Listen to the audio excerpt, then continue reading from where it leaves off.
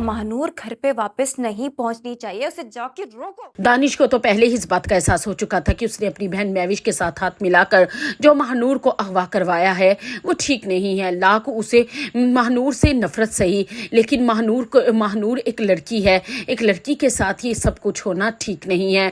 दानिश इस बात का दानिश के अंदर गिल्ट था, इसीलिए वो महानूर को वहां से निकाल कर आज़ाद करना चाहता था। लेकिन जैसे ही वो वहां पहुंचा और उसने महानूर को इस तरीके से उसकी आबरू को तार-तार होते देखा तो उसको एहसास हो गया कि उनसे बहुत बड़ी गलती हुई है। वो अगर टाइम पर ना पहुंचता तो महानूर के साथ पता नहीं क्या से क्या हो जाता।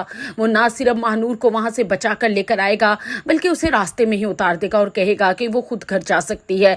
लेकिन दूसरी तरफ उसे मैविश पर बहुत गुस्सा होगा। लेकिन जैसे ही मैविश को पता चलेगा कि महानूर वहां से जा चुकी है और दानिश लेकर गया है तो उसको आग लग जाएगी और वो दानिश के पास जाकर कहेगी कि तुम्हारा दिमाग खराब है, तुमने उस लड़की को क्यों वहां से निकाला और आज़ाद किया।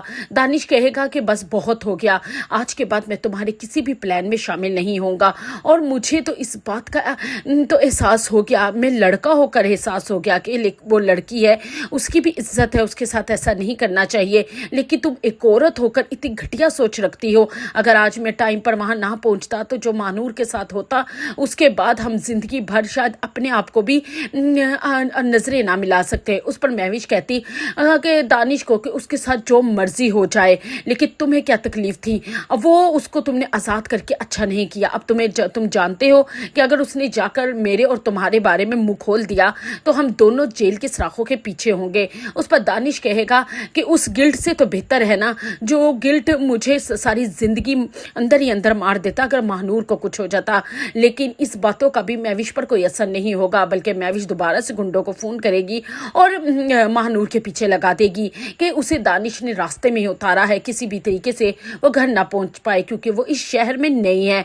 गुंडे दोबारा से महानूर का पीछा करने लग जाएंगे। महानूर इस टाइम बहुत मुसीबत में घिरी हुई है और दूसरी तरफ जैन जो महानूर को दर बदर ढूंढ रहा है।